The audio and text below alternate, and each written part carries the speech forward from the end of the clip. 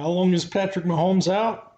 I would say until after the Bills game on Sunday. And here's why. If we look here, they claim Mahomes' head collided with the ground. There's no video showing that. Okay? And they're trying to state that is the fact because they try to go on to debunk what was claimed by Jay Glazer after the game. It says CBS report suffered a tweaked nerve in his neck rather than experiencing a concussion, but that assertion has not been confirmed elsewhere. And look at this little note here. Mahomes tweeted, anything is possible. He's telling you this guy's going to be the quarterback for that game. Now look here, just some food for thought for all you Kenny G gamblers out there. Tampa Bay only 43% want them. No team has ever played a Super Bowl in their home stadium. So that would lead you to conclude this is probably correct since Tampa Bay already beat them earlier in the year. And normally you never see a team get beat twice in the same year. Look here, Buffalo Bills, 55% of the people want the Bills even though they're getting 3 points because they perceive nobody has ever came back in a week on a concussion. But look at this information from what Jay Glazer had said on Patrick Mahomes Sunday night. He looked very woozy after taking a hit to the head. See, he never got hit in the head. His head never hit the ground. And that's why they started with the whole twisting of the neck and being choked out. Okay? They know there's no video to support his head even hitting the ground, let alone being hit by the defender. It's a scripted play that didn't go correctly because he didn't get hit in the head.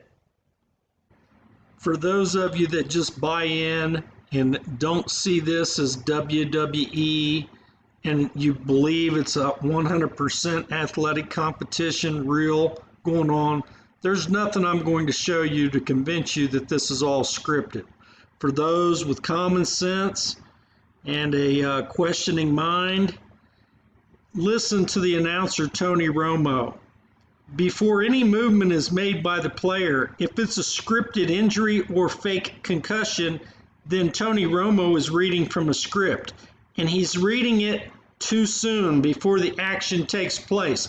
Much like you'll see certain times the announcers will talk about a player that freshly enters the game before they get the ball and make a big play. They start talking about them. And then magically, the very next play, they make this play that they're put into the game to do. So that tells you that they're reading a script. But anyway, listen to Tony Romo. It's hard to hear. The audio is not quite great. But he says, oh no, Jim, he's hurt. Before he even stumbles.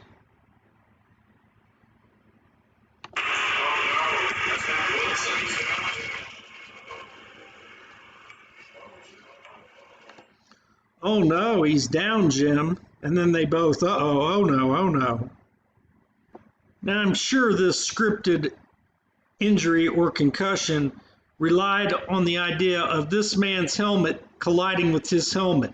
But that doesn't happen, and they know the video shows that it didn't happen. So they try to give you the illusion that his head impacted the turf.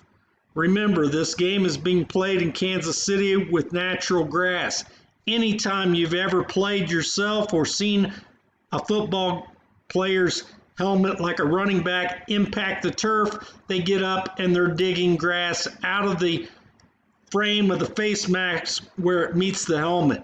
That does not happen here. Like I showed you from the other view, there's 1 inch of ground between his helmet and the turf at all times. It never impacts that. But watch here, you'll see his head impacts his shoulder, never hits his head. So that's what all this led Jay Glazer to conclude he'd been choked out because they know the video doesn't support it. But they're giving you a reason for him being concussed or play acting like he couldn't stand up. He's not going to play, I would imagine.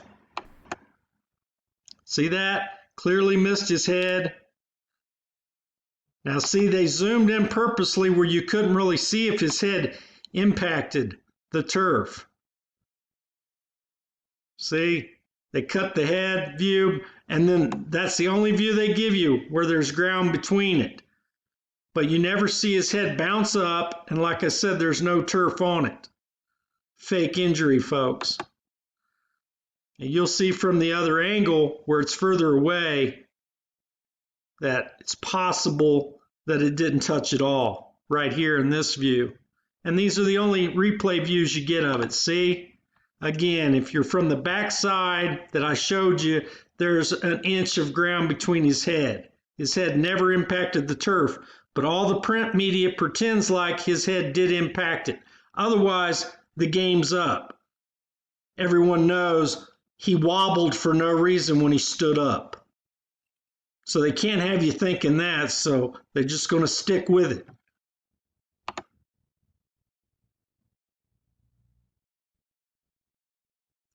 Wake up to the lies. Fake sports. Here we go, a couple more angles. You'll see, doesn't impact. See that? Let's play it back a little bit. See the ground beneath his helmet. You never see his head bounce back the other direction.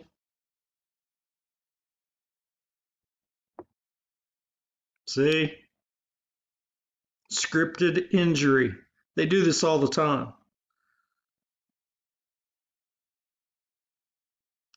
The wider view never comes close to hitting the. Okay, look right here. You can see.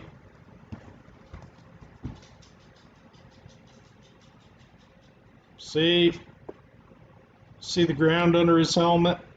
Piece these two views together from the other side. See this guy's body? The position of his body is the same from the other view.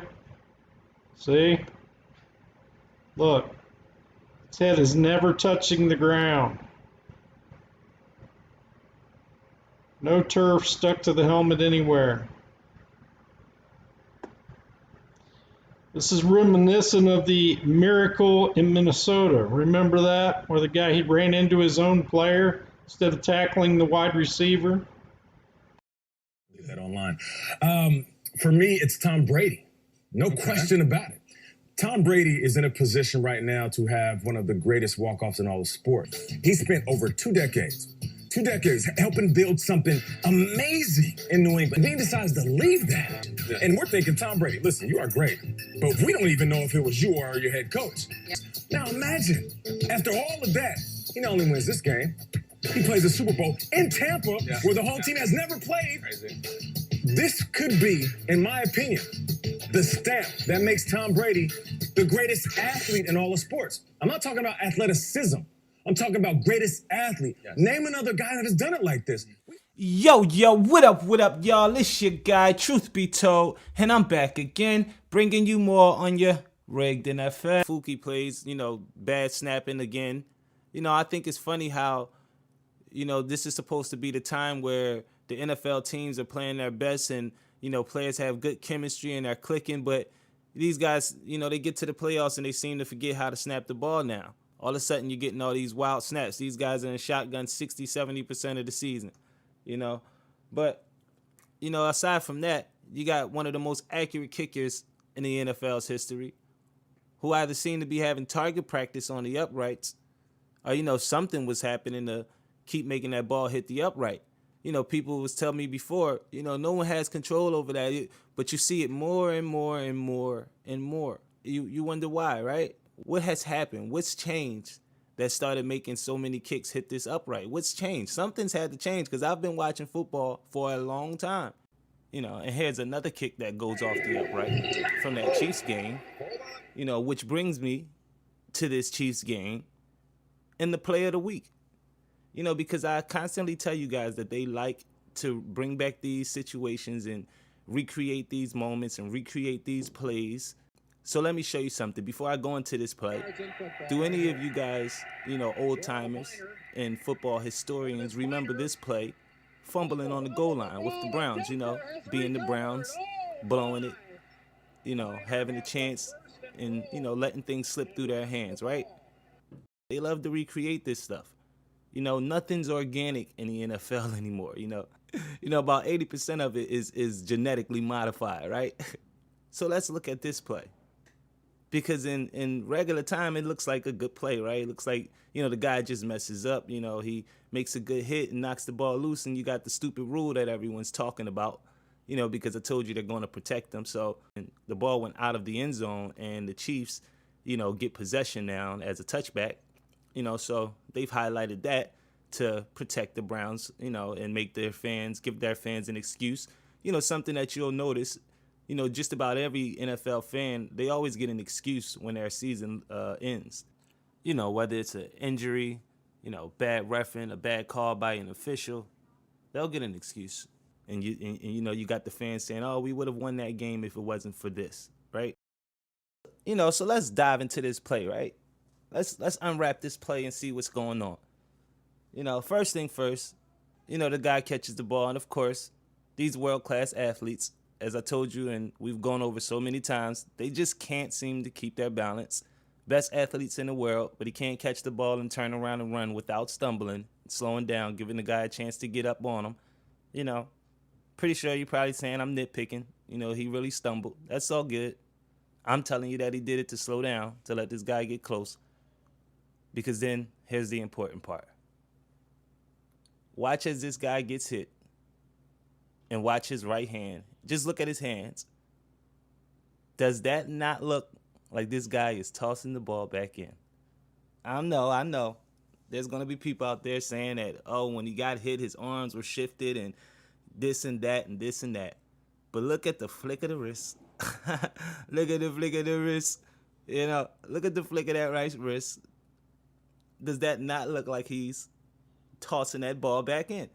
He moves his left hand out the way, he flicks that wrist, pushes that ball right back on in. I mean, you guys tell me what you think. You already know what I think, because I just told you, 80% of what you're seeing is not organic. It may look like a mistake, may look like a good play and a fumble, but what are the odds, right?